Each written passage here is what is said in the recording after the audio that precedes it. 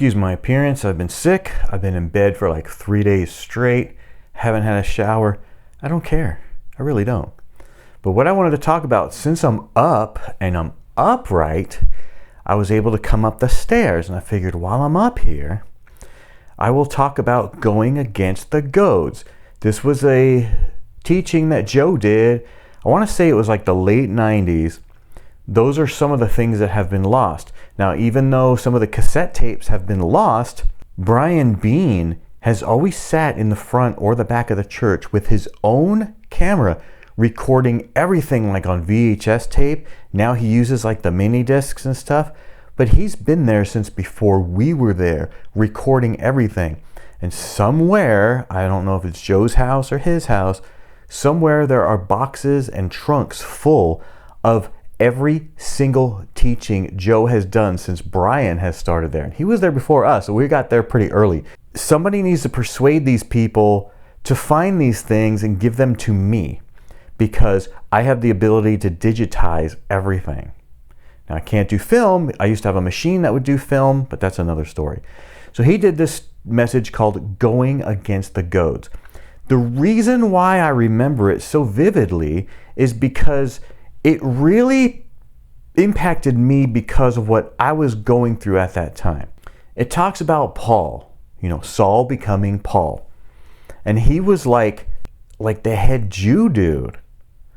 And, Jesus blinds him, and then he sends him to Ananias.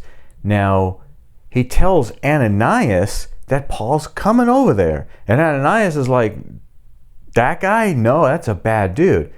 He actually tells Ananias that Paul, this is trippy. I should actually look this up before I say this. In Acts 9:15, Ananias was like, hey, I know that this guy, he's a bad dude. But the Lord tells him about Paul. He says, he's a chosen instrument of mine to bear my name before the Gentiles and kings and sons of Israel. He actually tells Ananias that Paul's going to be his witness to the Gentiles. Paul doesn't know this. Paul just knows he's got to go see this dude. At this time, he just knows he needs to go see this dude. Paul, because he was the head, Jew dude, he kept going to like synagogues and different Jewish places, because what better person to explain the scriptures, to tell them about Jesus than him, right? But they always tried to kill him because that was not his ministry. So he's just thinking in his own head, I need to go here, I need to go here, I need to go here. This needs to be my ministry. This needs to be my ministry. But God's poking him with the goads. A goad is like something that you prod cattle with, you poke animals with to get them to go in a different direction. So it's called going against the goads, because Paul kept going this way, and God keeps poking him, going, no, this isn't your ministry. No, this isn't.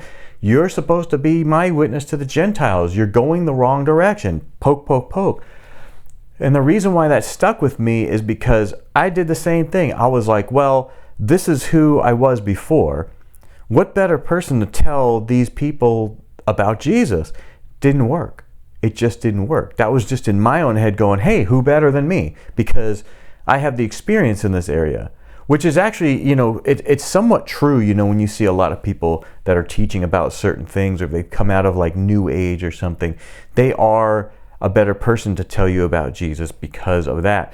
But it usually doesn't work that way when you're going back to the same people. It's not like you're witnessing to the New Agers. It's more like you're telling the Christians about what you've experienced there. When you go back to the actual New Agers, or if that's where you came out of, and you're trying to witness to them, they're not going to listen to you. That might not be your ministry. That might be your ministry.